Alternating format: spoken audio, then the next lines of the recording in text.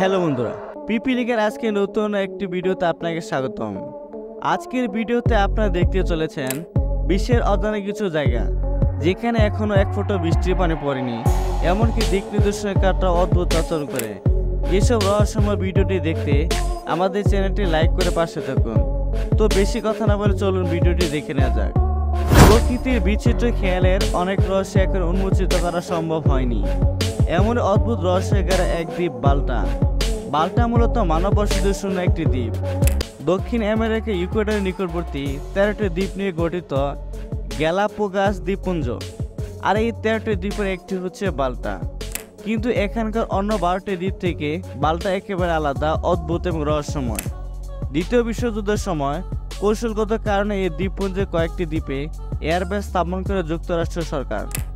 তখনকার এয়ারবেসে একজন officer Francis ওয়াগনারের মাধ্যমে বিশ্ববাসী প্রথম জানতে পারে বাল্টা দ্বীপের অদ্ভুত চরিত্রের কথা।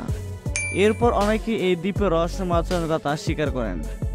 এক গ্রীষ্মমণ্ডলীয় দ্বীপপুঞ্জ হয়, এখানে প্রচুর বৃষ্টিপাত হয়, কিন্তু অদ্ভুত ব্যাপার হলো বৃষ্টির এক ফোঁটাও পড়ে না বাল্টাতে।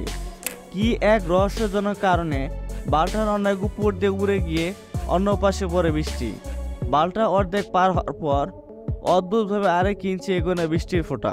এই জন্য সেখানকার এক অমুক নিয়ম, বাল্টাতে এলে অস্বাভাবিক আচরণ করে নাবিক বা অভিযাত্রী ক্যাম্পাস। অদ্ভুত দ্বীপ বাল্টার কোনো বৃক্ষ নেই, নেই কোনো পশু পাখি। কোনো পশু পাখি এই দ্বীপে আসতে চায় না। দ্বীপের রহস্যময়তার আবিষ্কর্তা ওয়াগনার জোর করে কিছু প্রাণীকে বাল্টা দ্বীপের মধ্যবর্তী খালে ছেড়ে দিয়েছিলেন, কিন্তু দেখা গেল বাল্টাকে এরিয়া ধার ঘেঁষে চলেছে প্রাণীগুলো। শুধু তাই নয়, উড়ন্ত পাখিগুলো উড়তে উড়তে বাল্টার কাছে এসে ফিরে যাচ্ছে। দেখে মনে হয় যেন অদৃশ্য কোনো দেয়ালে ধাক্কা খাচ্ছে ওরা। বাল্টা দ্বীপের এরকম অদ্ভুত আচরণ কোনো গ্রহণযোগ্যতার কারণ এখনো খুঁজে পায়নি। তবে বিজ্ঞানের আজ এই রহস্য কোনো কুল কিনারা করতে পারেনি। ভিডিওটি যদি ভালো লেগে থাকে তাহলে অবশ্যই চ্যানেলটি সাবস্ক্রাইব করে পাশে থাকুন।